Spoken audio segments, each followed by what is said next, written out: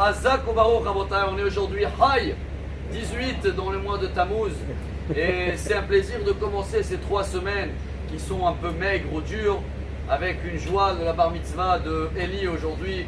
Bezrat Hashem, comme on a démarré cette période avec de la joie, je pense, j'essaye de me mettre à la place des bar mitzvah ou les mariés en ce moment. Ça doit être très très compliqué.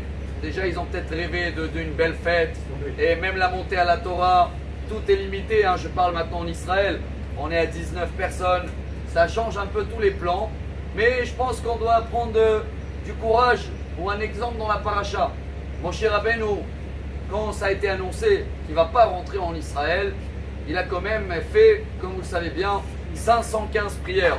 Vous devez bien le savoir, tous ceux-là qui habitent à Natania, car Natania c'est la même valeur numérique de Vaet Hanan, hein, 515 prières. Mais à la fin, Akadosh Baruch Hu, il a dit stop, Moshe Rabbeinu, Ravlach, tu ne vas pas rentrer. Mais il a pu quand même avoir un cadeau.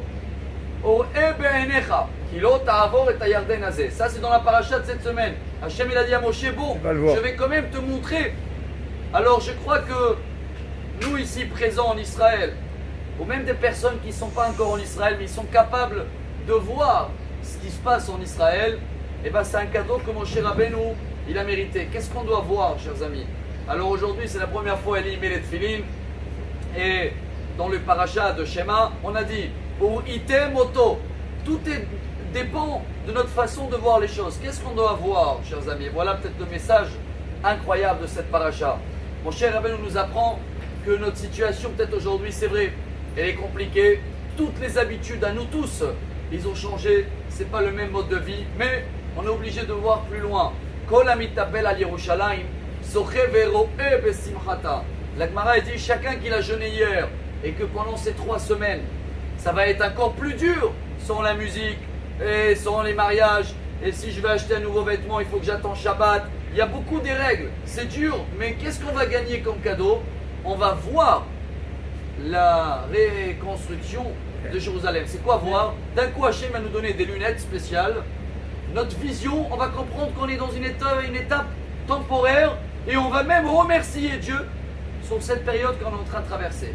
Peut-être on n'arrive pas à le voir, on le sentir parce qu'il fait trop chaud et c'est dur avec le masque et tout ça.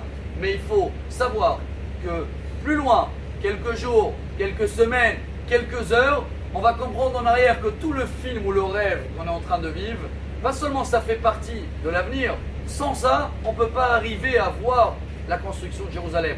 Alors voilà le petit conseil qu'on peut prendre de Moshe Rabbeinu, le mérite qu'on est là, on est en train de vivre une période royale, malgré tout.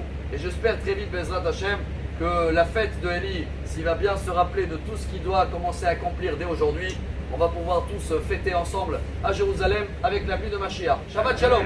Mazal Tov.